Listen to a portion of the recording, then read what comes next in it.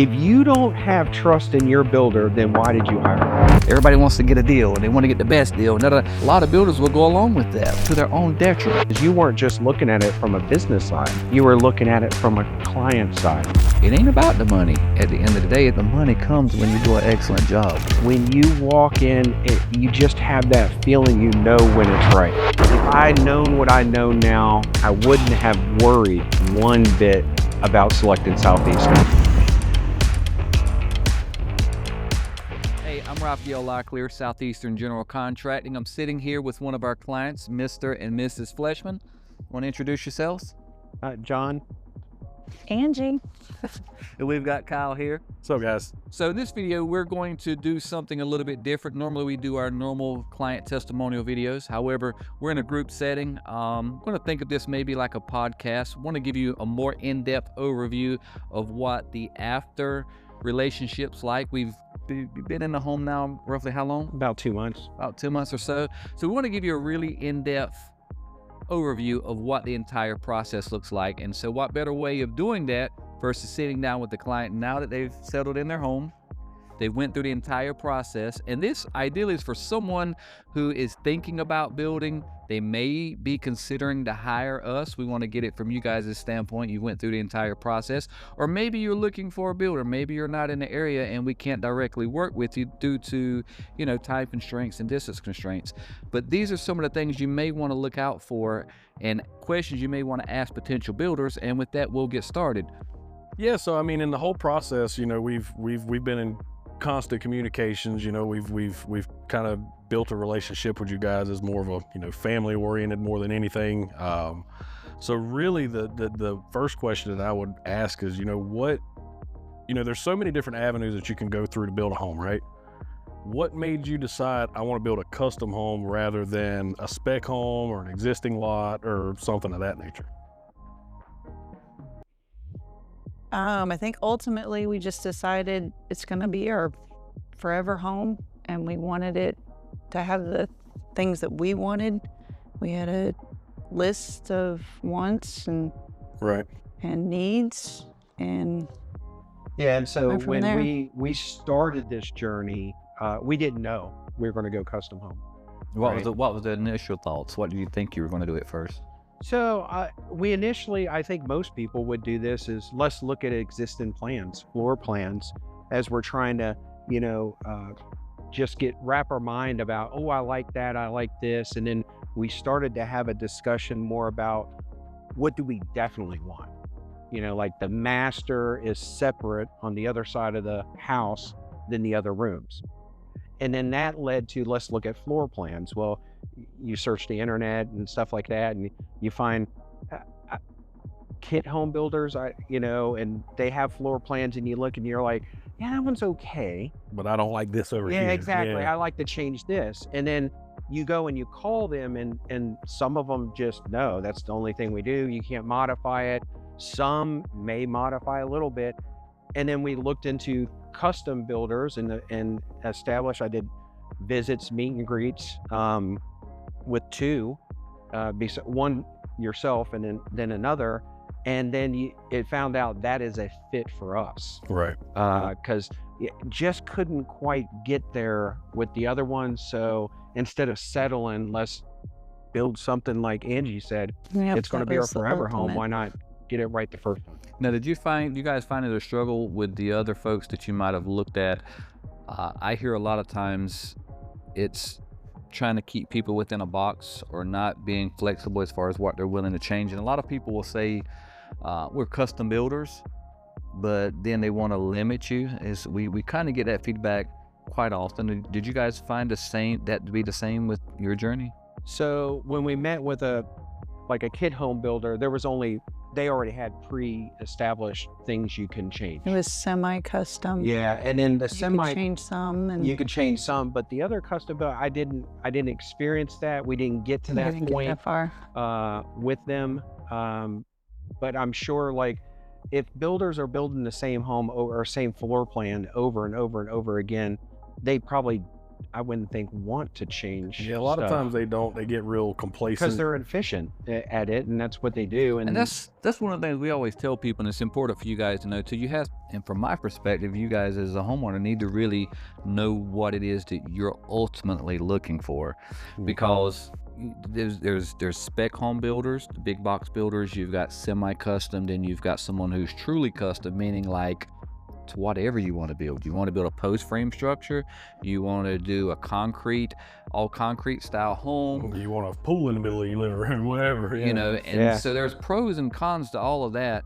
And normally the people that come to us have already did all that homework. They've already kind of figured that out and either wise done research online or talked to other builders and came to that same conclusion. I want to design something that's totally unique to me and my family's needs, wants, and desires. And we've went to the box builders, we went to the semi-custom, we were almost there, but it just didn't quite get us across the finish line, so we're still looking. What was it when you guys kind of got to that same position? Was it something that was a deciding factor for you guys when you talked with us? Do you remember if specifically what that was? No, I don't think it was quality. it was That's what sold quality. us. Yeah. And That's- the relationship, it just fit. It seemed right. And I used this analogy before, Ralph, when we a separate discussion sometime in our thing. It's like going to church. There are plenty of great churches out there, you know, wonderful congregations and stuff like that. When you walk through the doors and you find the one, you just feel this is the one. It's a feeling, right? It's not saying that the other churches that aren't great, Right. and they do wonderful work, but it was the extra stuff that we looked into you and looked at different aspects of the build, the process, the relationship, the customer service, the responsiveness to telephone calls or email inquiries or text messages that really solidified what we already were seeing from watching our interviews from previous clients of yourself, reading reviews and testimonials and stuff like that, to get a complete picture to the best of your ability as a person that wants to go into the custom home and have their home built. Yeah, and I think that's something that's interesting because I know from a business standpoint, it's one of those challenges we have to overcome, especially when we're looking at custom homes, or even, you know, there's even a level beyond what we see just as custom, and you've got the higher end luxury, right? So a lot of folks they'll come to us, we'll have our initial meetings, and then there's a filling out process. And when you always get to that point in the negotiations where everything comes down to money, right? You know, well, hey, how much, now that we got a good idea of what we're looking at, how much is this going to cost? And one of the things that I know that the audience is probably looking at, if you're in the same cycle, what you're going to find is that with those custom builders or with those luxury builders especially, that price point is going to have a pretty wide gap, right? And there's certain ways we address it and we try to overcome it, but for the most part, especially in a market like what we're in, there's only a certain amount of people that can kind of, you know, make up that gap in what appraisal costs, what appraisal prices are going to be versus what homeowners will have to pay out of pocket. And a lot of times, I know we might have discussed that in the beginning, but how did you guys, when we were at that stage and having those conversations, you know, how did that first sound to you guys? Because I've been told by some other people that we've talked to, it's been in similar situations, they haven't really heard that before. Nobody's explained that to them in that way. So Angie and I are probably like most people. We had a budget, and it was a nice budget, but it wasn't a huge budget. And so concessions have to be made by both parties, right, in order to get to yes. So yes, we can build this within this budget based upon what we're seeing with the plans. So we didn't want to be married to the home. Like all of our money just goes into the home and we have nothing, we couldn't do anything else.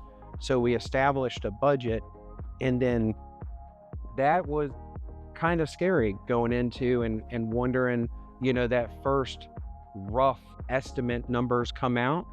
And what I mean by concessions, instead of having a 3,000 square foot home, you go, okay, do we really need 3,000 square feet? It's just the two of us. all of our kids are grown out of the house, or can we lower that square footage that would lower the cost and get it more within budget? And I'm sure you had the same conversations on the back end on how you as a business can possibly help meet our needs Right. and some of our wants as a client. I'm sure those discussions happen. Now that you're on you're done with the project, you're in the home, some of those concerns or fears you might have had because we did have to reduce some of the square footage, if I remember correctly. And a lot of people tend to think they don't have a real perception of square footage. I remember a time when we first walked the foundation here, right? And it happens every single time. It don't matter. We did 12,000 square feet. We did 2,400 square feet. It doesn't seem like it's the right size. It should be bigger. Did you get that same feeling on yours, or are you the first to say this feels right? I didn't. I actually thought it looked bigger except for one area, but Ange can chime in. I believe her opinion was it seemed small. Yeah. Yeah, I mean, it's Because I just remember that one day we come out here when we actually had the slab poured, and you walked out, stood on top of the slab, and you're like, "Whoa!" I thought this was going to be way smaller than this. yeah, and it looks was, huge. The only place I experienced that, even though I know Angie and I took the measurements, we looked at the plans, we looked at the master shower that we're in. It was a tub shower unit. We stood in it, we measured it, and we go, okay, on the plans, the one we're building is bigger than the one that we currently have. But when you stand in there, when it's in the early stages, you're like, That did look smaller. it did look Yeah. small, didn't But it? it's much actually better did to than me I too even on site. thought. Like I even said a couple times, I was like, at one point I even pulled the plans out and measured it like 3 times. I was like, surely It something's just not right here. looked small, but Yeah, sure no, it's enough, when you perfect. finally finish it out, I was going to ask you about it because I remember that being one of the things, like, kind of adamant about. I want this specific size tub. Did it meet your expectations? Oh, when you that got in tub there? Oh, is- yeah.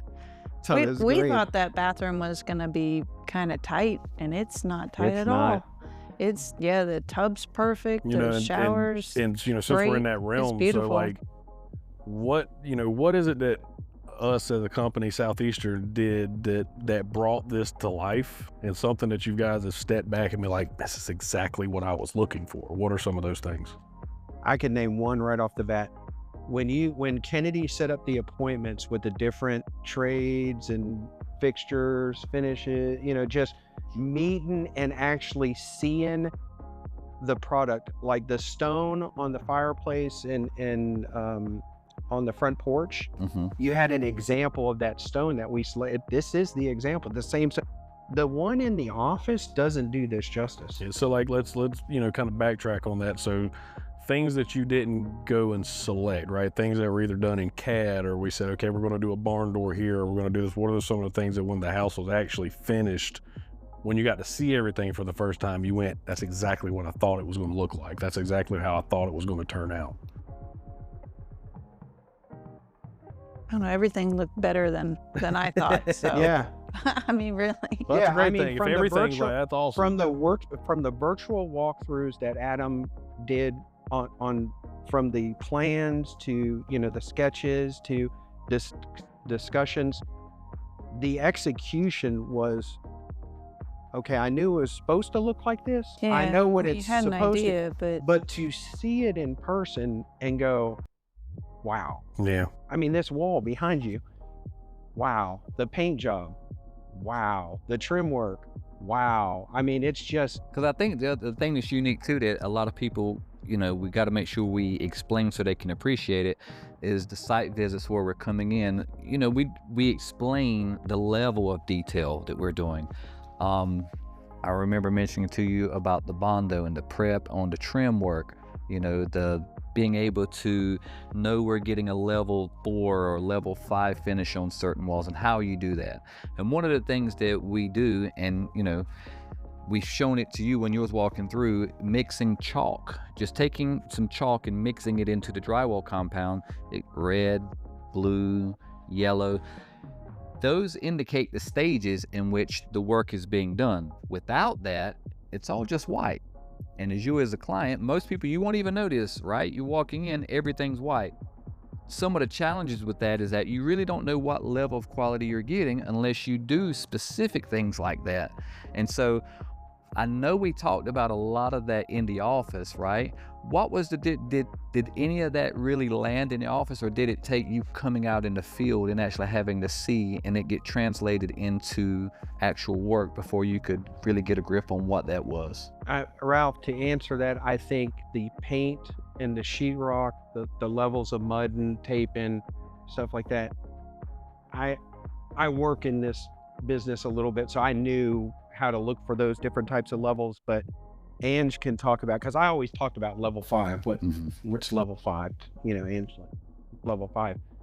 Seeing the difference now compared to The house we're in. yeah, It's huge. yeah, you never noticed it before, right? And Never paid it. Well, I mean, there was, little bumps here and there, whatever, but you just thought, oh, but and the yeah, house the was walls nice. are seamless. Yeah, The- the house is nice. Yeah, don't and get me you're wrong. just I mean, it was when a you look at beautiful these home. walls, you're like, wow, Wow. okay. I mean, There's just, a yeah, huge it's just there wow. is a distinct Yeah. difference from the quality when you look at something that's level 2, 3, when you're up in 4s, and then truly doing 5. Yeah, and that's the thing that we've You mean the noticed too, garage because is- as we've started implementing, and the great thing about this business is you're always learning something new. Things always change, codes always change. You're always adapting.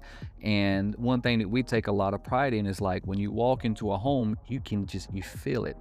You can tell it. For the people that knows, and there's going to be a lot of contractors that watch these videos too. You can walk into a home and just look at the trim work, look at the crown molding, look at the shoe mold, look at the painting. When the light's shining down the wall, if it's not a really good job, you're going to be able to pick that apart quickly. Very and, quickly. Yep. And you don't even have to be a professional also too, because you as consumers, especially in today's world, you can Google search anything, Chat GPT, almost anything, and you'll have a higher level of knowledge. Back in the day, we used to have all the knowledge. We had an unfair advantage, we meaning contractors. And so what we're looking to do when we take on these types of projects with you guys is to try to educate you up front and try to minimize all the surprises or all the the questions that may come up. How well do you think we did on that as far as minimizing the surprises or educating you along the way? What are your thoughts on how we did on that? I thought so. learned a The key lot. was Go ahead, Ange. No, I'm just saying I learned a lot, and Yeah, I mean, you work and understand a lot of it, and you'd explain a lot of it. They would explain a lot. I'd see it, and I'd ask questions. You always had an answer. So yeah, I think absolutely the best thing that I think was the process of trying to eliminate change orders after you begin the true construction. You've already approved the plan, you've already knocked down the trees, and you're about to start throwing up some walls and framing and foundation and all this other stuff. To go through, check, double check, make your selections, make you aware of different things that we're responsible as the customer to purchase. And I'll use like appliances for the kitchen. I was like, oh, okay, appliances aren't included with the build. I didn't know that, right? But you informed us up front, so I knew we were going to incur that cost. And then okay, I had the discussion. I'm like, where are we going to store this? Well, then you set up the appointment with Parks, and then we went over there, and they're like, oh, no. When it comes time, we'll be in touch with the builder, and then the builder will order, and then they store it, and then they bring it out. I was like, oh, okay. So those little things being upfront with what we're responsible for, such as the site visits and not coming on the property unless scheduled time, being upfront and responsible or responsive to try to be able to foresee challenges or issues that you may have during the build and have a plan, communicate up front so that it's not a surprise when things happen, like concrete cracks, right? I mean, you can't, it's going to crack at some time. We got to say when and that comes up is like, hey, you know what, guarantees, I think we probably said it to you guys in some of the meetings, like, the guarantee that we give with concrete is that it will crack. And I've got an open challenge to anybody that's watching. If you're one of the guys that, like on social media, say, oh, I can guarantee, if I do it, it won't crack, I got a job for you. Yeah, absolutely. Contact us. Let's talk. I want to know what your guarantee is. And show me some of your concrete that hasn't cracked. Yeah. So, and speaking about that, communication, like how were we company-wise with communication throughout the entire process? Responsive. I mean, if I contacted the office, tried to get a message to Kennedy, if she didn't answer the phone right away, that would surprise me. But if she initial response would be like, let me look into that, I'll get back with you. And we're not waiting a week, 2 weeks, a year. I mean, it's relatively probably the same day, if not the next day. So the same with like challenges in the home for communication when we had challenges. Oh, shoot. Well, because you're Kyle would, I don't know what you're talking about. Kyle would be like, hey, do you got a second? I'm like, yeah, absolutely. Let's FaceTime. Hey, Mr. Fleshman, I'm sure. Let me three-way call and bring Angie in because she's the decision maker, And so we are both informed real time, and it might not be a challenge. Just a preference. It could be a preference. And we can use the kitchen sink with the garbage disposal button as an example. Where do you want it placed? Because that's not on the plans. We didn't do the design and go, okay, where are we going to put the garbage disposal button on the sink? We didn't get to that level of detail.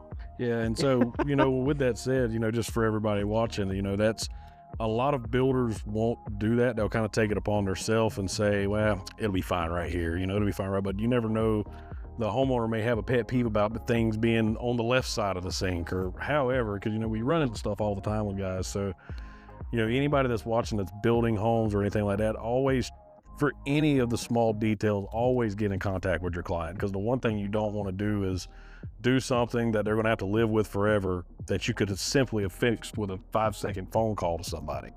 Yeah, another great example is the kitchen light. Even though the plan had it facing a certain way, you call just to make sure.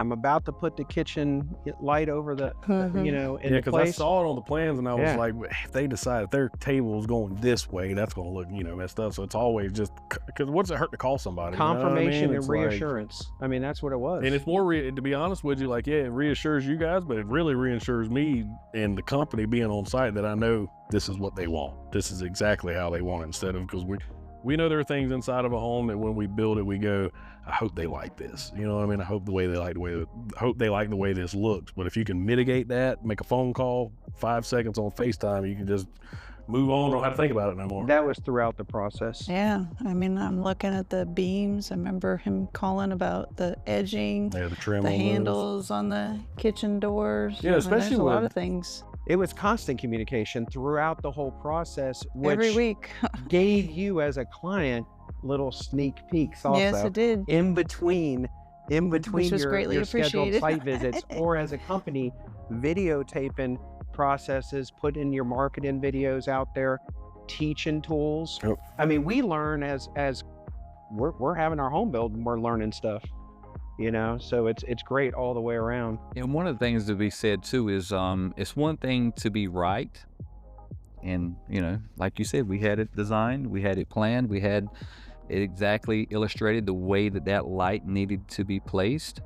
But also too, you have to understand, when you're dealing with such an emotional purchase, right, you got to take the time not to just to want to be right.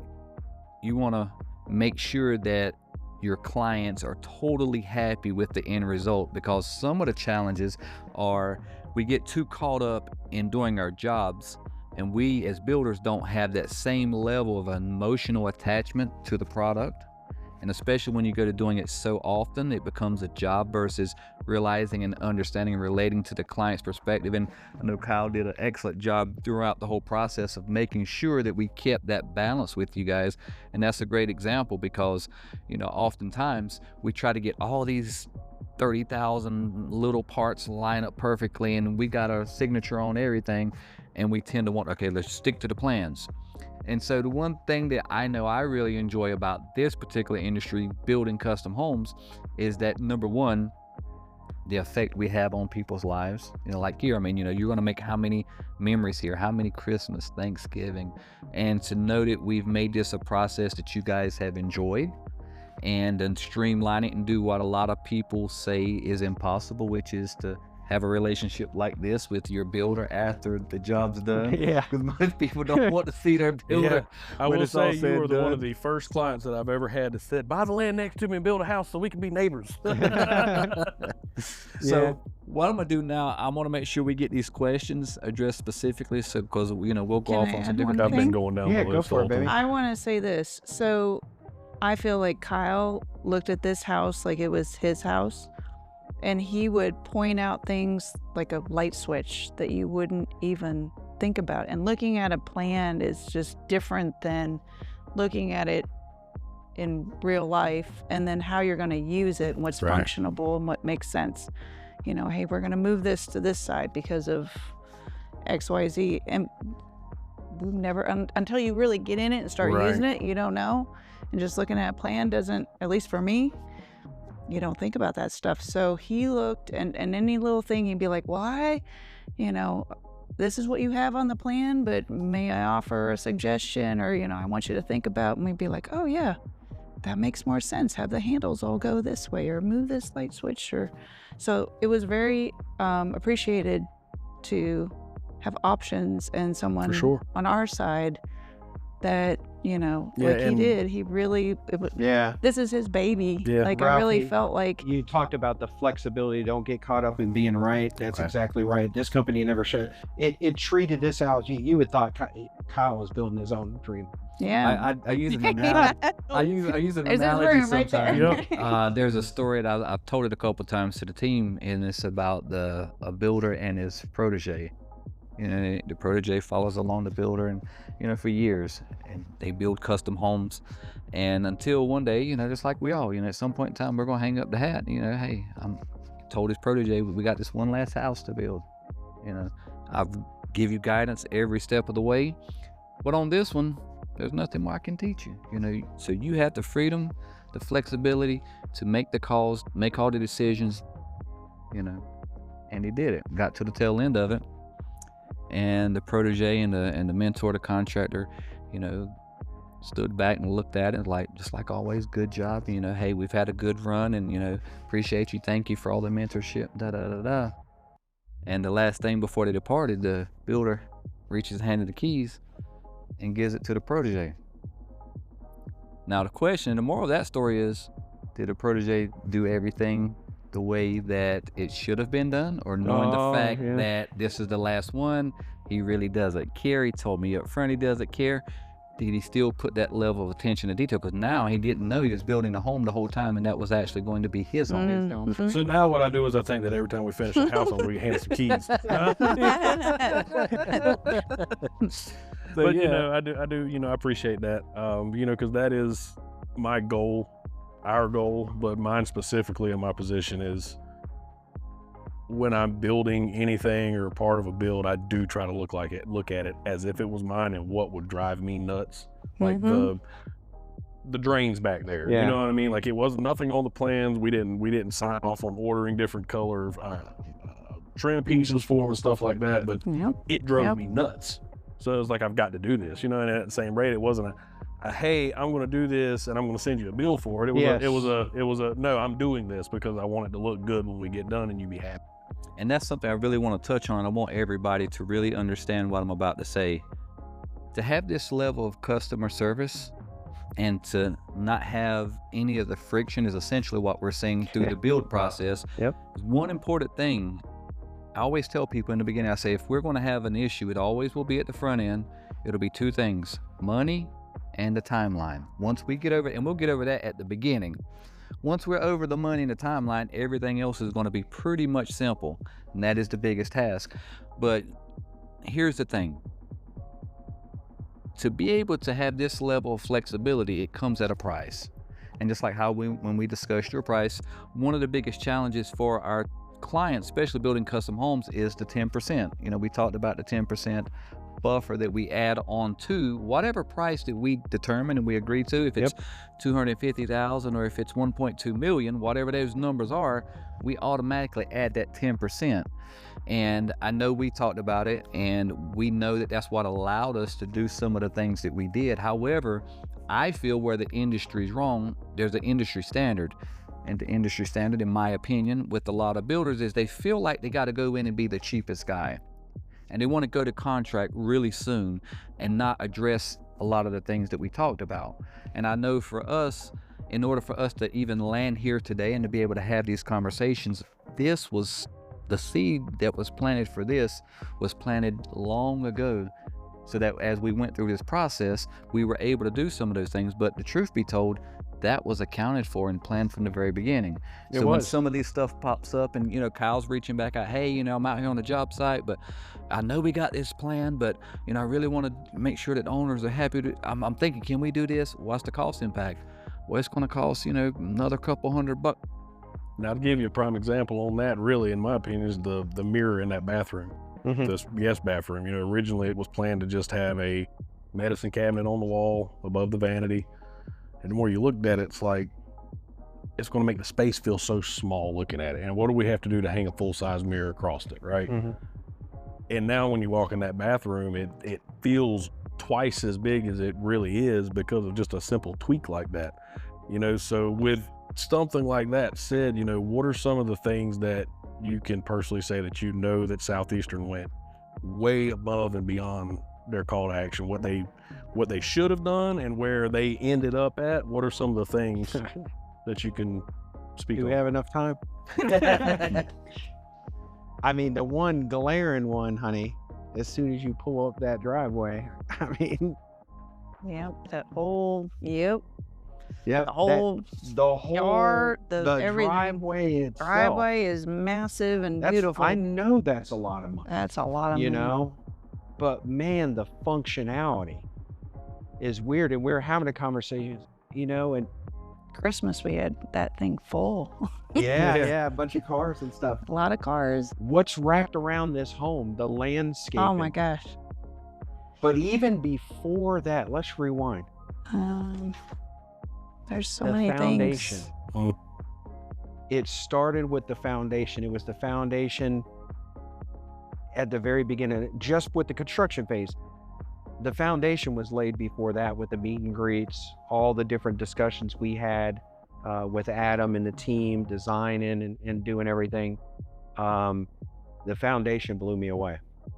The level of test, compaction, making sure we came out, pretty sure it was a site visit or it was a question. And I watched the team that you hired to do that. And I watched those guys, and they didn't measure once. They didn't measure twice. They measured, I don't know how many times. They would look at the plans, look, and you could see them as a team. Is this right? Yes. Is this right? Yes. Is this right? Yes. Triple checking, compaction test, the quality of brick and just unreal. The painters, I cannot say enough, that's done all the staining, the porch. the The porch. pile, like I this is not. mean, We're gonna do it Let's talk again. about that, because here's the thing, you know, and No, don't do it that's a again. great one. Yeah. You know, because no matter how well we plan something, we're building something that's never been built before. You know what I mean? And we talked about spec builders. One of the great things that I've come to love about spec building is that you have the efficiency aspect. I mean, like, once I build this 2 or 3 times, I can get really efficient at it, and I'm not going to entertain a whole bunch of changes, because then that puts a whole bunch of variables. So you got a market for that. And then you got this market to where you have all this freedom and flexibility of combining colors and styles and unique designs, and Adam can draw it any way we want. And as long as I can see how we can build it, we come out here and we do what we do. And sometimes things don't work out the way that the plan necessarily says that it does. And the thing is that the relationship, and I want to emphasize this, is one of the, if not the most important thing, because we're going to have to work through all of these different things. And I remember there was a couple of times, because Kyle and Kennedy made me aware of it, and, you know, truth be told, anytime there's a problem, I'm like, I get really antsy and I'm like, hey, why is this? Why is that? Hey, we got it under control. You know, we want to try to match this and match that. And then with this grain of this didn't match this. But we talked with the painter. You know what? And it's really great when you have a team of subcontractors and vendors, and of course the clients, if we're all like-minded, meaning like we're going to have problems.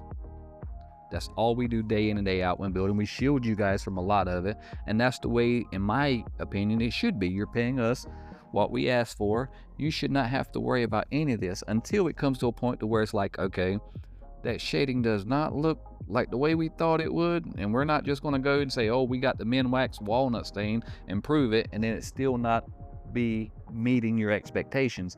And I know there was a couple of times on, which was it, the front porch or the porches? And one of the great things about having great relationships is that you can have these conversations. Yes. With some people, it turns into this whole thing where they're frustrated, they're mad, they're upset. And how Things easy happen. was it to work through that? Can you, if you had to talk to someone and talk to the camera and someone asked you, what is it like working with Southeastern? You know, what would you Ralph, tell them? One key word: trust. If you don't have trust in your builder, then why did you hire them? I mean, you have to ask, as a client, you have to ask yourself that question. Say that again. If you don't have trust in your builder, then why did you hire him? Absolutely. That is the answer to everything there. And I say that to say this. There is an opinion that people are going to do anything to cut corners if they're a business and provide the least amount of quality they can to make the greatest profit. Your business is not that way. Right. Are you in the business to make money? Are you a for-profit? Absolutely, or else you wouldn't be in business. You're not a non-profit organization, right? So I know you have to pay your people. You have to make a profit. You want to grow. You have plans. I have to trust, but verify. Right. And that's what we did. So when we came out there, I got a piece of cedar. To give people an example, I got a piece of cedar, scrap cedar. I took it to Sherwin-Williams. I had them stain different colors. And I was like, this is the stain we want. Well, we're going to put the stain on the columns, the cedar columns, and then match that stain on the ceiling as well on the porches. First site visit, Different wood. beautiful. But it is different wood. That's pine, this is cedar. So it's different wood, right? Then came out and they're like, what's going on here? Sealer. The sealer was put on there and it didn't take properly. What did Southeastern do? They ripped it down, they put up some new ones, stained it again, put the sealer, did it again. Mm-hmm. Never happened before. Yep. Do I think you were trying to put one over on me and accepted it? No. Kyle did not stop until he got that thing right. And finally, you know, it all worked out. But I trusted Kyle. I trusted Southeastern that, yeah, they're going to get there. Okay, they got a little hiccup. Things happen. So with that said, working with our vendors, what was the ease and the pros with working with the vendors that we sent you to, like Mid-South or J&J, and you know, the guys that we always send to get all of our selections from? Well, they were all awesome. Yeah, Southern Yeah, Carpet. I mean, the thinking mid- of things oh. that we just didn't think of that, you know, I couldn't envision. She's like, oh no, you want 2 lights in this size, and oh, okay. And here they are. Well, those are beautiful. So I can now see what that's going to look like. Looking at a picture on a computer screen of where it's computer inserted into.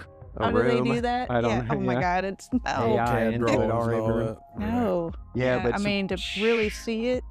So are there any personal touches Wonderful. or anything custom that we've done that makes it really feel like your home? I mean, obviously it's a custom home, you guys designed it and all that, but is there anything fixture-wise, door-wise, accents, anything that you were like, I chose that, or, you know, we designed that and we did that, look at it, it's here, it's beautiful. Yeah. the Everywhere. whole house. The whole house? Yeah. That's awesome. So it's kind of cool, gold right? So you're like faucets, picking the it out and Doorknobs. Yeah. I mean, doorknobs. We didn't even look at things, and you look at everything when you're building a house. Toilet seats, Kyle. We looked at toilets, like really looked at toilets. And then we decided, okay, we want this one, this pretty little trim because we're thinking we don't want to have to. Skirted. Yeah. Oh man, that's awesome. Yeah. But Who would think of that? What Southeastern did that surprise, it's like we envisioned a wooden back porch, picketed, screened in, and Kyle was like, Oh yeah, what? that was huge. This ain't right. This ain't working for us. And then I get a call and says, "Is it's okay with you? We would like to switch it out the metal." Yeah. Yeah. So It's beautiful. Matches the fence. Is gorgeous. That was a big surprise. And I'll kind of touch back on that too. Is you see how much of a difference all those things made? Mhm. And speaking back to the folks who may be looking to build, the blueprint's simple. What you're hearing here is you talk with the builder, do your research, a builder that you can trust. How do you know you can trust a builder? How do you know you can trust that builder when you found them? Like, how did you know when you So the first part is the research, and obviously you read reviews. Can they be fake? Absolutely. You watch the videos of testimonials of previous clients. Can they be fake? Absolutely. As a matter of fact, if you call a builder and you go, you know what, Southeastern, I'm interested in you. Could you send me to a client that I could talk to without you being there? You go, okay, I know what I've seen on TV and whatever, but could you give me the real deal? There's different ways. How many you want? There is also beyond that, how you're greeted, how you're treated, how you're not just rushed out of a meeting that you scheduled and you want to go over things and talk to be a potential client. We would sit and talk for 4 hours, 5 hours sometimes. Let's go to lunch. Let's break bread. We're human beings. And then develop that relationship, develops into trust when you go, they're the one. Let's sign some paperworks. Let's get her done. Awesome. Next thing, and I appreciate that, we take a lot of time to not just try to build awesome relationships, of course, with our clients, but just as importantly with our sub-trades, our vendors. And just like how you remember the process when you guys came in, we went through this whole litmus of questions and answers to fill each other out. You're interviewing us, and that's another problem I notice a lot of builders don't do. They don't really ever get to the point to where they can interview their clients, right? Meaning like, hey, this is a relationship. We got to make sure we both fit together. One of the things we've also done with our subcontractors and our vendors is the exact same thing. We will bring in our before we start working with the painter or the brick mason, we bring them into the office, sit them down, much like what we did. We go over our process, we go over some of the things that we expect, and basically try to eliminate the surprises and create a process the same way we do with our clients, with our vendors. Were you able to tell that when you went and met with some of our vendors by how the process that they follow? Can you speak on that? Yeah, I'll use the carpet. So you go to Southern Carpets, right? You're not waiting. You feel like a king. I mean, they're waiting for you. They're like, oh, Mr. and Miss Fleshman, and it's one-on-one customer service. You're not rushed. Well, let me show you this. Let me show you that. Have you thought about this? I think this would look good. And then at the end, you talk about the process where they have bought into, okay, before we leave, I need to get a video. Do you mind? Okay, I'm here with Mr. and Mrs. Fleshman. They have made their flooring selection today, what they have here, and they pick up, the flooring product. They read the number to it. So, but before we even got videotape from Southern Carpet, this is it. This is what you would like to select. You don't have to make a decision right now. You can go home, talk about it. Hey, here's some different samples if you'd like to, take those home and see, but at the very end, when the video happens, that's your selection. Yeah. Does that mean there's not flexibility? Right. Of course not. I mean, we ran into that. We had a different material for the master shower, and it was recommended by, it's not going to work. We need to put tile in here. went back to Southern Carpet. He already had some examples laid out. Kitchen. Yeah, We absolutely. could do that Yeah. too. Yep. We ended up getting better than what we had. That's the way we look at it. Yeah, we looked at it like, this is prettier than what we picked out the first time. We were very happy with the change. So And so, like, to be able to do this, it also requires us to have those same type of relationships with our vendors, right? Mhm. And so we bring them into our office, have those meetings, let them know what our process is and how we want our clients to be treated. So that when you guys went there, you were greeted a certain way. They knew the process, and I had to actually we have to actually sell them on implementing that process. Because a lot of the time, one of our biggest struggles with custom homes is that oftentimes we're going against an entire industry to where 3/4 of what we're talking about is not the standard. So imagine your plumber, your electrician, your roofer, your brick mason, all these 30, 40 different trades. We're having to meet with each one of them one-on-one. Same kind of time that we put into talking with the clients. We're doing the same thing with the subcontractors. And their response typically is going to be, and for you subcontractors, here's the benefit. You see, we're doing the impossible.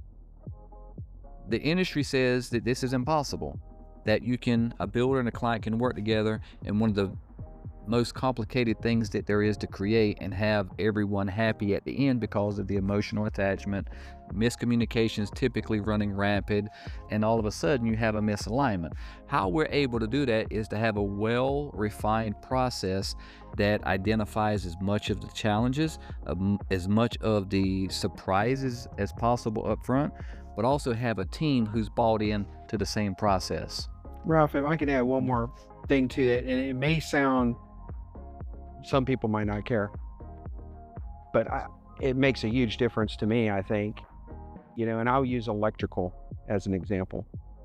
So if you go to an electrical panel and you pull that panel off, what does it look like behind the panel? Rat's nest. Not this house. Not this one. When you open up the door and you're looking for what fuse goes to what, is it just scratched on there with a pencil?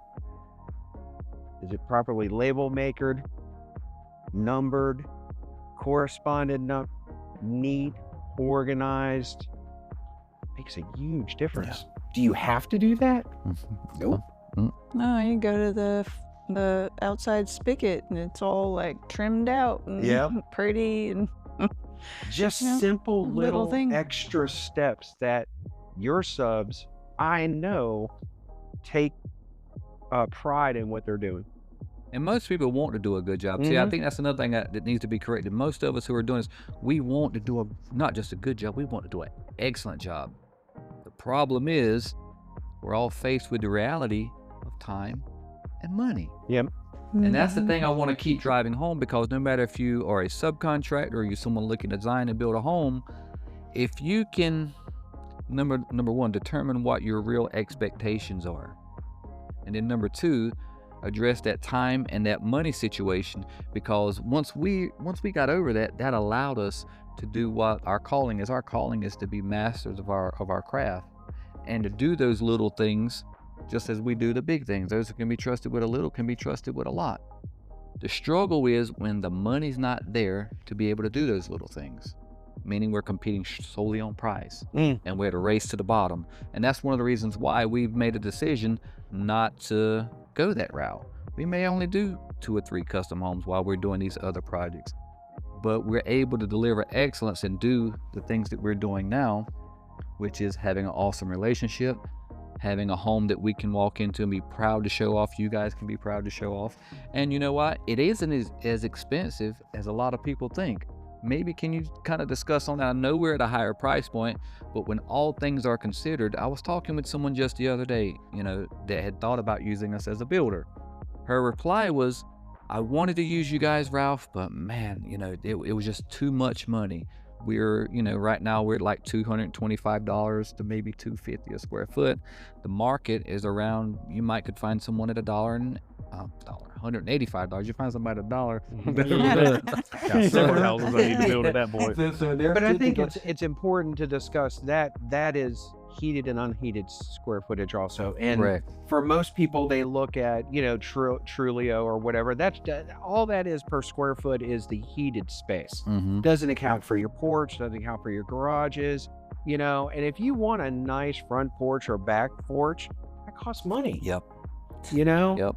And if you want a quality product that after the home is built, that you can call the builder and go, hey, well, shoot, we don't even call the builder. You give us a list of all the subs, and we call them directly, and they're like, shoot, they come right out because they take pride in their work. They want it to work right. You know, That's where that relationship comes in, and what we always tell our subcontractors, and we tell you guys, hey, the owners are going to have a list. They may have other side projects that they want to have done. Feel free to work with them directly. However, when they call you and they're not able to get you, you know what's going to happen, right? They're calling us. You don't want that to happen, right?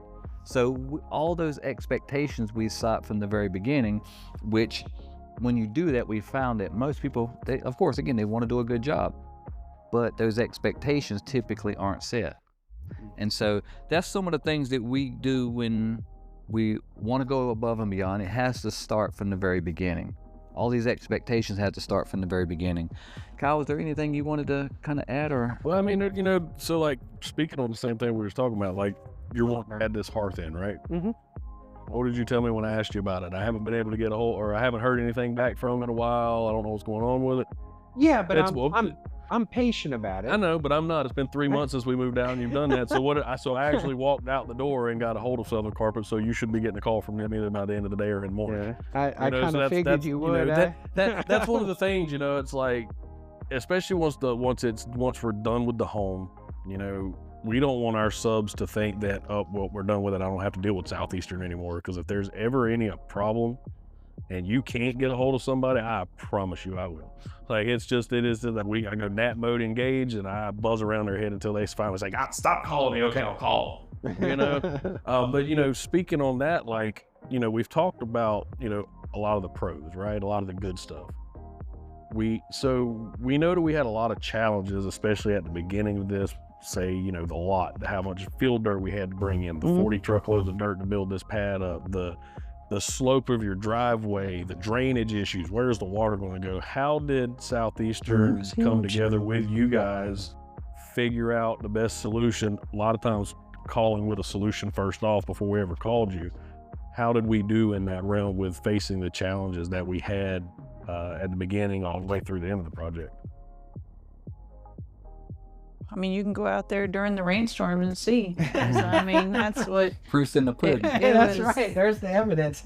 I was just going to say, add on to the previous, I'm sorry to back up, but the other guy that charges 100 and something, he's not going to give us what you just did. When we're like, hey, we want to whatever after the build, I feel like a lot of complaints that I've heard from my friends are there's no follow through. They can't get a hold of the builder. We have this issue. We have that. You guys have followed up on everything and usually respond within like minutes. You know, It's immediate. Yeah, that is one of the great things with my wife being right next to me is it's if you can't get one, you're gonna get the other. It's going to work like that. So. But I know all along he was worried about the driveway and I fed him his own words back to him. Honey, trust them. They are going to have a solution. Yep. I wasn't even worried about it. I was like, yeah, I'm concerned about it, but I know that they're gonna figure that out. And he was just worried we were just gonna be sledding down that hill, like, you know, or not be able to get out during the snowstorm or something. We've had 2 of those so far. You was able to get out of your driveway perfectly? Yeah, absolutely. Yeah. Yeah, the water, it's perfect. It does exactly the way it was designed, and that was a collective group. I mean, it really was. We were talking. It was a discussion. It wasn't like, no, this is the only one way, and this is what you're going to get. Lots of choices. No, it was a discussion. Well, we would like a dry riverbed. Well, how are we going to integrate that? You know, you got downspouts, but they're not buried underneath in the front. We should probably bury them. Right. It wasn't in the original. We talked about the swale and taking extra dirt and doing this, and And there's a compromise. The very first thing in the foundation was, I know we wanted to go up this high, but in order to do that, Mr. Fleshman, we're going to have to bring in a whole lot more material, you know, and in order to save both of us contingency, we're going to have to compromise. Well, how are we going to compromise? We're going to take 2.5 from this corner, 2.5 from this corner, and kind of meet in the middle. And those types of realistic solution, because you weren't just looking at it from a business side, you were looking at it from a client side, the relationship side. And because at the end of the day, I ask you the question too, you know, how do you know that you've chosen the right builder? You know what I mean? It's those things. I tend to always try to put myself in the opposite shoes. And you're right. First off, we're in business to make money. Second off, we're in business to do an excellent job. And some people have told me throughout my journey, you know, I'm driven by somebody counting me out or telling me what I can't do. And this, well, you know, you can't do that. You know, there's only a certain limit amount of the scarcity mindset, you know. And I've always been driven like, there's got to be a way. Honesty is the best policy. Transparency is the best policy. If we're going to have an issue, let's have it up front. Normally it's going to be the time or the money. But if we get past that, we can do the impossible. And I think that's what we've done here, and we've nailed it, you know, spot on. And we're able to sit down well after the fact, have these conversations. And, you know, just to the point of what you're mentioning, I think if everybody would understand that you want your builder you want to be happy when your builder calls you, right? You want that builder wants to be happy when the client's calling them. You know Absolutely, what I mean? yeah. So it's like, and I always tell people, especially on the front end, hey, when my phone rings and I see, you know, XYZ client, I want to be like, man, hold on a minute, let me take this call. And you got to be realistic about this. We're all humans, right? No matter what we want to say. So you don't want to go with the builder on the front end where you're beating him up. Some people, you know, everybody's got their own things. You know, hey, I want to get the lowest price. Everybody wants to get a deal, and they want to get the best deal. And some builders, a lot of builders will go along with that to their own detriment. I was about to say, you keep talking about you as a company need to be transparent. It brings me back to thinking we need to be honest with you very upfront. Here's our limit. Here's our budget. We can't go beyond that. Here's the situation we're dealing with. You know, Angie's mom, you know, and having that happen and during the process as we're designing and everything, and you know, so finances might be, you know, flying back and forth because of medical or whatever. And don't let pride stop you from having a relationship. They don't need to know this. They don't need to know that.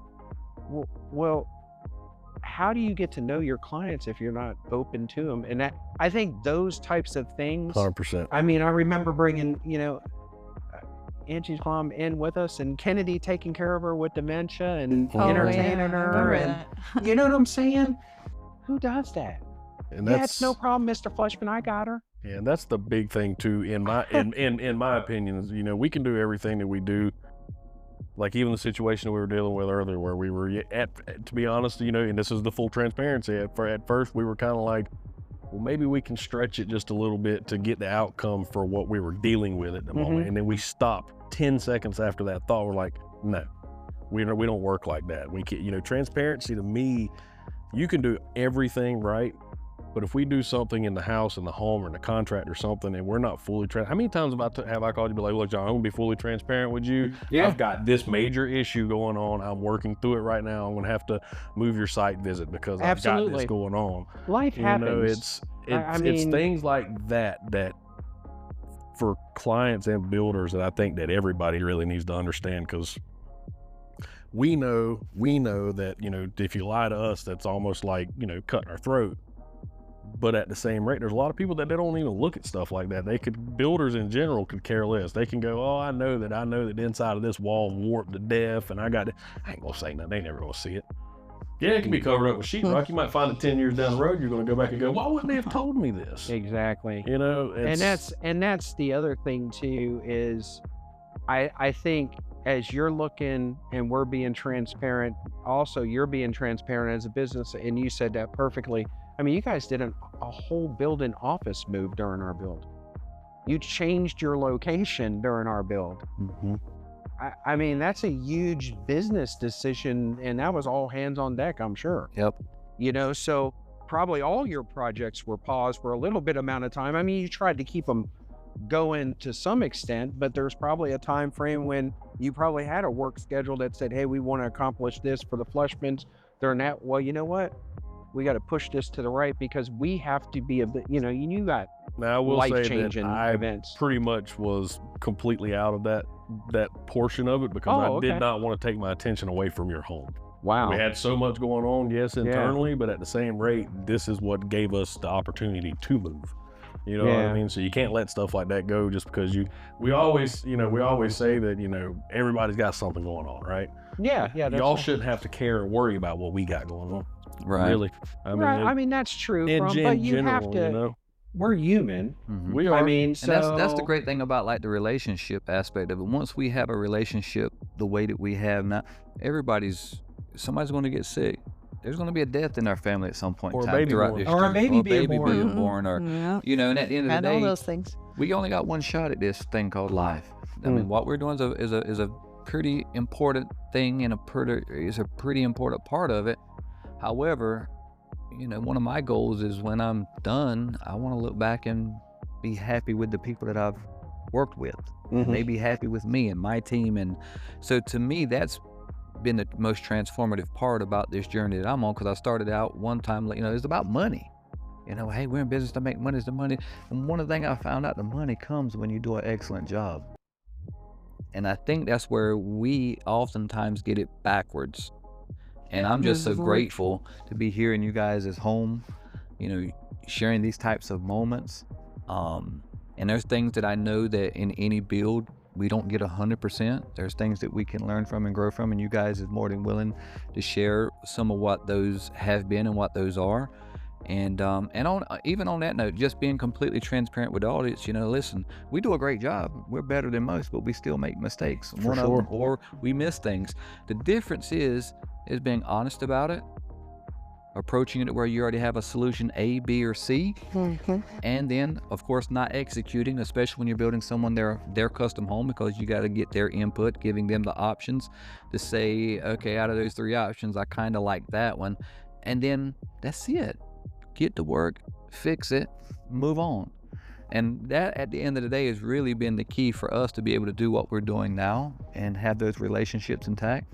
And so number one, I just want to, if we haven't already said it, thank you guys. You know, number one, for trusting us enough to allow us to follow the process that we said we would follow on the front end, and you holding true to it, because we have worked in the past to where, you know, hey, that's a tall order to have that kind of trust in builders, and some people don't. It's hard for them to actually have that level of trust, and then that's where some of the frictions can come in and the process can't be as great as it should be. And I just thank you guys for the time that you've given us to help share your story, so people who are maybe thinking about hiring us or wanting to learn more about the process can hear it firsthand, you know, from you guys, and learn from your experience. What would be some of the things you would say that you learned throughout the process here that you know now that you didn't when starting out? If you had it to do all over again, anything you would do differently? You got anything to say, honey? Well, I think so. I learned, let me see. I've already had patience. I'm a patient man. I know things do not, it's not a Sims house. It takes time, right? So I'm pretty patient, but you do have to understand that if go through this process, the design phase, I think took for us, you know, multiple life events going on and stuff like that. Here's the first look, here's the second look, here's the third, here's the fourth iteration. I think it was like 6 or 8 months. I mean, but that's a lot of hours in the office, a lot of times we're spending at the house discussion, because when we leave the appointment there, we come here. So going through the process, we learn each other better. I learned more of what Angie prefers, more of a hands-on, has to visually be in there and see it. See, I can look at a schematic or a drawing and go, oh, okay, that's what it looks like. So I learned that going through this process, your relationship can actually get better. Because you hear your relationships, if you can survive this, our relationship got stronger, I think, going through this process personally. And that's amazing, because you're right. That's one of the biggest struggles with building custom homes, is the relationships get strained. It gets tested, and unfortunately that's the norm. I just appreciate you sharing that, because that's what we try to do. That is one of our goals, is to go through that process and hear that at the end, because most of the times it's not, because it's very easy to do things the traditional way. In the traditional way, what is the traditional way? Well, you get a set of plans drawn up, you get a quote, break ground, you make decisions kind of as you go. Your builder tells you, oh, I need your cabinet selections before we get the roof on, and you're doing it as you go. We've done it that way. We did it every way possible that there is to do it, and we've lived through those nightmares ourselves. And so over the years, we've slowly refined our process as to what it is today. And what you just said is confirmation that it actually works. As long as we're not talking fence placement.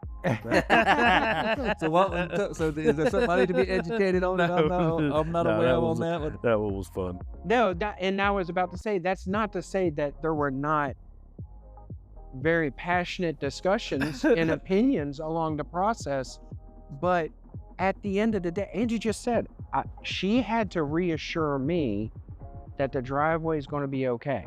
And I'm like, honey, I'm worried. I just don't want water to just be flowing. So I'm trying to think of solutions. I know Kyle's on it. I know Ralph's on it. I know they are going to do great, but I just worry. Don't worry. And there's things like Angie would say, well, that doesn't look right. Well, honey, if you want it to look right, we should have talked to them early on, and we could have designed that. It's kind of late in the stage to be making that major change. Because if you do that, if you make that change, it changes the electrical, the plumbing, the stuff. I mean, there are second and third order effects of a simple change could have massive effects. And that's one thing too, I want to tell you guys, that if we haven't told you, that we appreciated about our build together, because we can do all of this legwork and have this game plan, but all that goes out the window the moment we start changing things. And we can, we do our best looking at reference image, creating our kitchen layout based on something that we know what the end result's going to look like. However, with building custom homes, we're all going to face that, right? And some people, if they're not careful, what happens is, because it's an emotional attachment, and we're, let's use the cedar beams in the ceiling fan, maybe that ceiling fan, we got a visual of what we think it's going to be, but sometimes that don't work out. And the thing that we try to always prevent and hope that doesn't happen is, when those moments happen like that, it doesn't become combative. And you guys did excellent at that. And even when the times where there was stuff, oh, well, I don't know, I don't quite like, what is our options? Just in a simple reply like that, with that level of tone, makes all the difference, versus we've had builds in the past, where it didn't go like that. It's more of a combative role. Well, why didn't you know that was going to be like that? And so where a lot of people and a lot of homeowners, you hear horror stories about, how their experience didn't go well.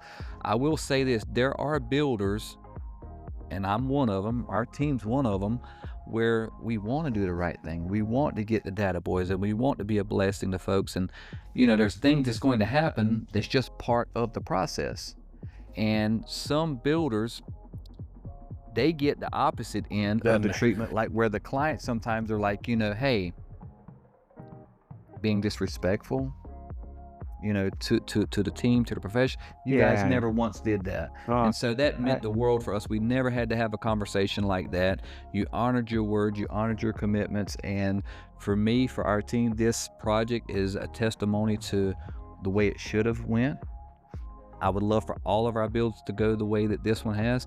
And this video, our process, is really geared towards helping us make sure that our future builds end up going just as great as this one does, because I want everybody to go back and take a look at this and maybe serve as a blueprint for them when they're choosing a builder. Ralph, I tell you, one of those surprises, and I'm circling back to an earlier talking about of going above and beyond and exceeding expectations, but I could not believe when we did our paint selections, right? And you pick 3, not counting the trim. So we get 3 colors. And so we're picking our paint selections and we're doing our site visit for the paint selection. I expected, seriously, we were going to walk in and there would be swatches, a little square paint on the wall that we, nope. I mean, Kyle was like, no, all right, put first coat on. You don't like it, comes a base coat. And I'm like, what do you mean if we do? We painted the whole thing with the paint selections and colors. So when we walked in, now there's mud, tape line, because they're still working on the walls and stuff. But to me, that helped visualize and confirm, yeah, that looks good. Not trying to use a little square, but actually using the selected colors you did. That blew me away that you would do that on the very, because what if the client would have said, I don't like that color? What would happen then? Yeah, and that's kind of part of our process too. Is, you know, what you seen that first day was primer. It wasn't even the paint, but we have our primer tinted to your color. Oh, is that what it is? Yep. So it, through the entire process, stays that color. So that also is what gives you the more deeper, even tones in your walls instead of. So sometimes if they come back and they use a white undercoat, and they only do maybe 1 coat over top of that, it lightens it up. It doesn't look the same. Or if they use a darker, you know, like they say, and I've seen this before, I've seen painters go to Lowe's and they'll see that primer paint on sale because somebody had it mismatched and colored. So they're like, well, I'll buy that and use that to prime my walls with. That way I don't got to buy no extra, you know, this and that. And then that changes your whole color. That's, you know, that really goes along with trying to treat it like it's ours and get the outcome to where when we finally hand you the keys, it's almost like, man, I don't want to get in these keys. I got the U-Haul on the way. You know what I mean? It's like, it's always things like that, in my opinion, you know, I've worked with a bunch of different builders. I've done a bunch of work for a bunch of different people, whether it be trim, sheetrock, paint, whatever. And we're the only company that I've been around that takes the time to do stuff like that on a house. Because to be honest with you, we could come in here and say, I'm not doing that. You know what I mean? The industry standard is for me to go ABC, not A, B, C, D, E, F, G. You picked that color, you stuck with it. Exactly. You know, but, you know, we give you that option because, you know, same thing like you went before and said, you know, we are human. We may see something in the store that we fall in love with and then, you know, see it in person and go, man, I can't believe I did that. I see people do it with cars all the time. They'll buy a car, they'll love it on the lot, and as soon as they drive off the lot, they get a couple miles down the road and they go, well, I don't like this. I don't like the way that this does this. About the car. Yeah. Is that, did y'all guys just go through that? No, a friend, she's saying, smart. They rented the car that they wanted to, they rented and took it up to the mountains or whatever, and they didn't realize it didn't have the power. You wouldn't get that on a 5-minute test drive. And if you've already bought the car, you've done lost 20% pulling off the lot. That's right. Yeah. Scheduling site visits in this, you know, we have a lot of clients that have problems with them, with having control when they can come to your site. You wanted to hunt your land, and so we made some accommodations for that. Can you kind of frame up that question? And then all right, cool. So one of the biggest questions that sorry about that. One of the biggest questions that people will ask us is about our process, more specifically about the scheduled site visits. And where typically the response is, well, wait a minute, Ralph, you're telling me that I own my own land, right? And if you're the builder and we choose you as our builder, we can't go on our land whenever we want to. And it seems like no matter how I explain that, it doesn't land quite right. As far as in the response is, no, sir, no, ma'am. What I'm saying is that if we're the builder, we have scheduled site visits at certain times, at certain, you know, milestones that we'll walk the job together. And I go about explaining like I did, of course, with you guys and pretty much with everyone. You guys got it, right? So what I'd like for you is for you to speak on this, because even though I explain it sometimes, it still seems to be a big stretch for people to get over. Can you speak to that as far as after I explained it to you guys, Did it actually make sense the first time, or how did you conceptualize that, and how did you become okay and comfortable with it? The first and foremost, that is a hard pill to swallow up front until you know the reason why. And again, just like you try to put yourself in our shoes, I tried to put myself in your shoes. And when you explained it, it made sense to me. I mean, there's builder's risk, there's safety concerns. I mean, you have crews out there. Do you want to be haggled? You know, is an owner going to come out there and go, hey, there's a piece of trash? There's going to be a little bit of trash. You know, it's messy or whatever. You know, hey, that doesn't look right. And you're not even finished with the safety with, if you're not on site and I'm on the weekend and I'm walking through the house and I hurt myself, you know, somebody else walks through there and hurts themselves. I mean, so I tried to put my shoes, your shoes on me. And I said, you know, if I was running a business, that makes sense to me. Yeah. And one of the things, just to clarify that, I mentioned it to you guys, but I'll mention it to the viewers just so they get the full context. When you know better, you're supposed to do better. I'm in a builder group with 20 other builders, and when I heard this story is when I'm like, okay, we definitely got to change this, and I got to figure out how to make this make sense, because this crushed one of my builder buddies' business. You know, and we all share our war stories, our success, our failures. And where I've learned it from, he said that he was, you know, like a lot of people in business, he was forced to close his doors. And he was telling us builders the story. He said that I was building for one of my best friends, you know. And of course, building for your best friends, and it's not the standard for builders to implement this deal, right? It's a hard sell, one of the hardest sales that you ever would have to sell. And he's like, and they asked him, how in the world are you able to convince your clients of that? Because that would have saved my business, but there's no way that I can convince clients it's their own land.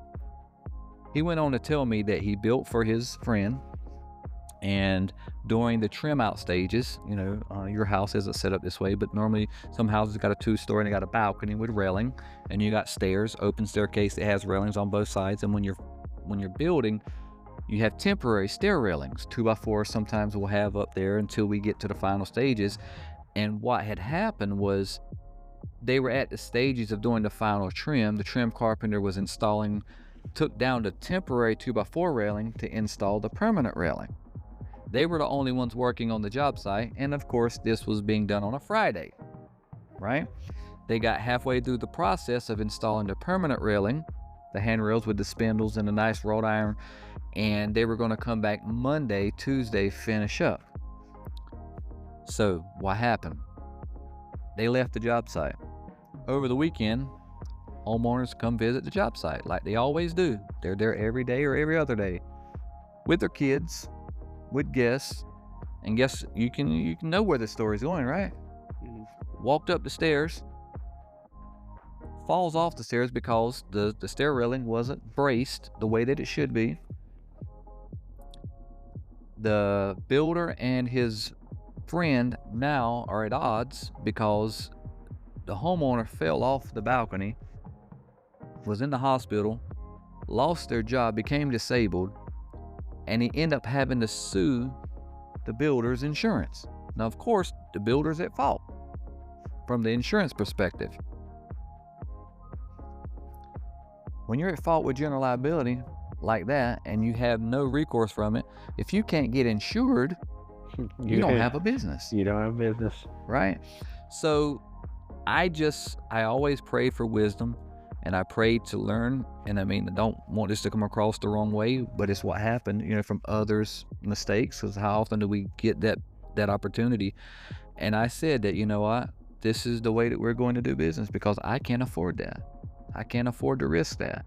And yeah, it may happen, it may not, but I got to be able to communicate that in a way and be upfront in a way to where it either makes sense and it lands with the clients, and for the ones that doesn't, am I willing to take that risk? And that's just one instance. Yeah, and so me putting that hat on, you know, the business hat, and going, that makes sense. It's a liability for them. but man, I really like to hunt, Ralph. Yep. I really like to hunt. So how do we work that out, by the way? So the way we work that out is this: is I call Kyle and I go, Kyle, do you have any crews actively working? Let's say it's the weekend, Got it. and then I can stay because you have the building fence. I know what the perimeter you're responsible for. I have a different access to get out to the back acreage that I don't even have to even come close to this. So Yeah, and that really was the big thing too, because me being a hunter, you know, being from the South, I love doing stuff like that too. I couldn't, my southern soul couldn't let me say, man, you ain't going out there to kill no deer today. You know what I mean? But part of that is also because of y'all. Right? yeah, and I think I was about it's- to say this was not like early on the build. Yeah. This is like, You know, and it's not something that later, it's later, like, later you on. know, if we talk. and it's not every day. Yeah, it's not something that we talked and we made a decision like, yeah, we'll let it. You know what I mean? It was really because of y'all, because of the way that we as a company were treated, following the process. And you asked. And what we talked about in the first Yeah, part. absolutely. What we talked about in the first part was what? Trust. Absolutely. You know what I mean? Like, I knew that when you called me and said, dude, I'm not going to go on the job site. I ain't Now, on the job site. Did I, through the process, verify that? Absolutely. Ah, Because it's my job to. You know what I mean? Yeah. It's my job to do those things, especially Because there's cameras. especially Yeah. in the beginning when we were still filling each other out, because, you know, I wasn't really part of you guys' design build. I was really more face to face when we broke ground, when we started. Yeah. You know what I mean? So I didn't get the sit downs to get to know you guys. So the day that I had to trust y'all was the day we broke ground. You know? And so, and with all that being said too, it's like we have rules, we have procedures, we have agreements, but at the same time, you always want to do business with someone. You should be able to negotiate. Yep. And There's you know, flexibility. There's flexibility. Yeah. You understand what we're trying to do. You understand the risks we're trying to mitigate. And also we understand that there's certain sentimental things and certain things you want to be able to do. And hey, we got to find a way to sit down and talk and communicate, find a happy medium. And when we do that, everybody wins. Yeah. You know, and so we know that the process that we have works, and so we just want to make sure that we try to communicate this to the people that maybe is just like you in the beginning, you know, hey, I don't know if I can swallow that pill. So I appreciate you explaining it from a first-hand point of view, lived it, you know, because you've lived it from the beginning all the way to now. And the other thing too, when Kyle said, "Yeah, you good. You can go out there and hunt." Plus, I want to see I how want my a deer, I want a backstrap. how that deer skinning station is Heck working yeah. out. But the other thing is I knew it didn't have to be said. Mhm. I'm not going to circumvent and then try to use that to then take pictures and then to bother, oh, well, this doesn't look right. This does. And I told Kyle, I said, I'm going to have blinders on like a horse, you know, as I enter. I'm not going to, because I don't want to ruin the surprise either. Well, you know what's interesting about what you said? The word that pops up in my mind: integrity. You want a builder that has integrity. That took integrity on your part too, though, to be that honest about your intentions. You know what I mean? Absolutely. And so it's Trust so and be honest. it's like Absolutely. if you whatever you're wanting from your builder, reciprocate. Yeah, you can't Yeah, ask respect. You can't Yeah. ask something from your builder you can't ask from yourself. And that's Yeah. really anything in life. That's people in general. You can't ask more from people that you can't ask for yourself. You know, so we've went on, we've talked about all of this grandeur, all of this stuff. I want you both to describe to me the moment that we finally opened the doors and you guys walked in. You got it on video. We do. We do. I don't think there was anybody that had a dry eye. Yeah. Yeah. We've watched that video, which is beautiful, by the way. Yes. It's almost like, you know, a wedding video. It's just, Yeah. it's who Well, it would is. know just a home, but just it's a milestone in one's life. It's just, to see it all come together, it was overwhelming. Lots of emotions, and even though we'd seen it, it Yeah. was like you hadn't seen it. It just, I don't know, it just all Well, came Miss Angie, together. you had and- not seen it. Yeah, but seen John had parts seen of a it. couple things here and there, but Saw a lot of videos. I would, you know, That because we had moments where I would have to call John and be like, hey, I need you to come in here. I need you to look at this and make sure that this is they're what you all want, right? sneaky. You know, so there's times where it's like, well, let me shoot John this picture real quick and make sure that this is that he loves this as much as I do, because if he doesn't, I know she's not going to, and I'm going to have to do some changes on it, right? But through that whole process, I still tried to keep that surprise aspect of it, right? For 6-7 months, what did I refused to let her in the house. I was like, there ain't no way, you're not coming in until we're finished, because I want to have that complete surprise. There was things with cabinetry where I had to be like, John, what are we gonna do here, dude? I need you to come down. Yeah. Can you come down here real quick? Let's check this out. You know, so there was certain things, and then it wasn't a, hey, let's go tour the house. It was a John, walk in there, look at the cabinet, turn around, walk out. that's exactly right. Put blinders on. Blinders, I'm here and to let's go. look at one thing Yeah. thing only. Yeah. Let me go to that. Yep. One of the things I'm thinking, there had to be this level of did you guys ever feel like you were waiting for the shoe to drop throughout the process? Like, it's too good to be true, something's going on? Because a lot of us are like that. Yeah. A lot of people I- like to, like, you know, like when something's going too good, like, this is too good to be true. There's got to be a catch. Never thought that, or? I mean, I had to pinch myself several times. Like, it just didn't seem, even though it was ours and we had picked out everything still and we do had that. communicated, it just still doesn't seem real. Like, it just, wow. Awesome. Yeah. What Like- advice would you give to someone that's starting out, you know, starting this journey that you guys started? What advice would each of you give that Yep. couple? So my advice, and chime in, I think you as a couple, or if you're an individual, you have to do your homework first before you even go meet with a builder. Do your research really before you go there, because you don't want, the builder's going to ask, what do you want? And if you don't know what you want, how are they going to help you? You know, so kind of get at least a framework of wants, needs, and do a little bit of research. Everybody sounds good, everybody looks good, and I'm sure there's a lot of great companies out there. But like I said earlier, when you walk in, you just have that feeling, you know when it's right. Yeah. Miss Angie, anything? What's the question again? Advice, advice if you Patience. people starting Patience. off this process. And that patience thinking- is a good one. Patience. That's a really good one. And that's an easy thing to say, because I even brought up patience, learning patience, even though I was a patient person. It's hard because you just, It's not a Sims house, you It's know. not. You can't just let me move that Which- wall. Let me which put it's that very- wall up. It's very close to a Sims house. We've seen the Sims up this, so it's very close. Dakota, yeah. So the 3D aspect of it, right? And, you know, we did a little 3D model also too we had here. I have it in for- my office. You want me to bring it out? So I guess the question is that sometimes people don't understand the value of being able to have a 3D rendering of the project before. How much of a pro was that for you guys, being able to get an idea of what the exterior was going to look like and the interior through Adam's ability to create the model and allow you to kind of navigate the interior?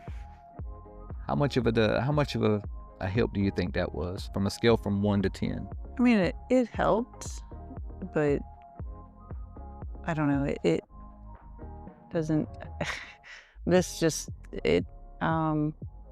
It helped for like visualizing distance between like in our kitchen with the cabinets and stuff, what it would look like with the open plan. I mean, it helped, but just, I mean, even though it looks exactly like the video, it just, I don't know. Seeing in person was just. Oh, it doesn't do justice Doesn't- to now, But it definitely when helped, we're in the especially like the process- slope of the roof, and to be able to see things that you can't even see even Yeah. after it's built. Like, that was really neat because you could see that areas you can't see. helped us together for Ange to visualize it better. So step one, the plans. Step two, the rendering of the 3D modeling was huge. Yeah, That I was a huge remember, step. like the garage, we were gonna paint them black or something, and so that really helped to give a visual what it'd look Yeah. like. When he would throw stuff and change out different Yeah. colors and side load garage, front load garage, because Yeah, during the yeah, design we phase, switched going all through that. that process, and him being, no problem. You know, Yeah, that it was doesn't really happen cool. like right then and there. Sometimes it did, but if it was a major move, he's like, "Let me after this, I'll get it done," and it's within within a week, if that. Yeah, And we're he's just- already sharing. Hey, here's the examples on the messenger site, and then we're able to pull up Mhm. the 3D walkthrough, and That's pretty yeah, cool. it helped. That was huge, especially for a person that's not doesn't look at the schematics and go, Right. "Oh, okay, I can feel that." Yeah, Okay, he so could look at it's only that. 2.5 I could not. feet here. That's not really good. Let's get 4 foot so there's good transition. Yeah, that helps. Yeah, and that and that's awesome, because we want every aspect of the build to be like that, and so so we're gonna we're getting close to closing this, and the question that I want to ask you guys is there anything that we haven't covered throughout this whole thing that you guys want to let us know, let the viewers know? Well, I think I know we kind of dance around it, but when you're talking about Southeastern, you're talking about a family, right? From the Brandons to the Marks to the Kennedys to the Kyles as you go through that is a surprise. That is something you can have more than just a business relationship when building a custom home. You For actually sure. develop a friendship when done right, and this was done right. I think I have more text messages with you about sports and everything else than I do in the build. Star That's Wars, awesome, man. Well, yeah. Ralph, is there anything that you want to? I mean, what's on my mind is just, the two different mindsets. You got transactional and relational. And I think that's important for people to also determine, what type of build do you want. Some people are just strictly, transactional. I'm not here for all the other stuff. I'm here to build a home and da. And I know at least for us, we definitely wouldn't be a good fit for someone like that. I've had to learn that the hard way. So we're definitely not the transactional type builder. We're more of the relationship type builder.